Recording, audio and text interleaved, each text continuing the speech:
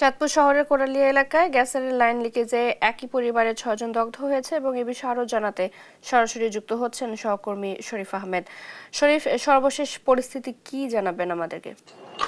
জি, আসলে গত রাতে চাঁদপুর কোড়ালিয়া এলাকায় রুস্তুম আলীর ব্যাপারী বাড়িতে কিন্তু একটি অগ্নিকাণ্ডের ঘটনা ঘটেছে। অর্থাৎ রান্না করা চুলা বিস্ফোরণ হয়ে, গ্যাসের চুলা বিস্ফোরিত হয়ে কিন্তু অগ্নিদগ্ধ হয়েছেন 6 জন। স্থানীয়রা দ্রুত তাদের উদ্ধার করে চাঁদপুর সদর হাসপাতালে আনার পর এখানে কিন্তু কর্তব্যরত চিকিৎসক 4 জনের অবস্থা গুরুতর হওয়ায় তাকে কিন্তু ঢাকা বার্ন ইউনিটে রেফার করা হয়েছে। 2 জনকে চাঁদপুর সদর হাসপাতালে চিকিৎসা দেওয়া হচ্ছে।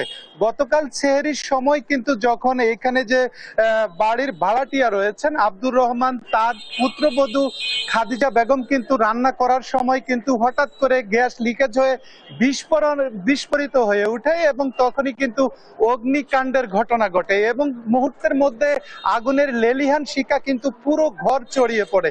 এতে পরিবারের সদস্যরা আতঙ্কিত হয়ে পড়েন। ঘরের যে তালাবদ্ধ থাকায় কিন্তু তারা আতঙ্কিত হয়ে আগুন নিভাতে নিভাতে কিন্তু এতে করে 6 জন অগ্নিদগ্ধ হয়ে পড়েন। অগ্নিদগ্ধদের মধ্যে যিনি রয়েছেন বাড়ির মালিক আব্দুর রহমান এবং তার স্ত্রী শাহনাজ বেগম, তার এক ছেলে মোহাম্মদ ইমাম হোসেন এবং আরেক ছেলে মহিনুদ্দিন, তার পুত্রবধূ খাদিজা বেগম এবং নিবা আক্তার।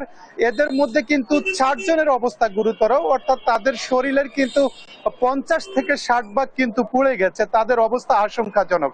আর যে 2 জন রয়েছেন চাঁদপুর সদর হাসপাতালে চিকিৎসাধীন, তাদের কিন্তু শরীরের প্রায় 20 ভাগ পুড়ে গেছে, তাদেরকেও ঢাকা পাঠানোর প্রস্তুতি নিচ্ছে এখানকার চিকিৎসকরা।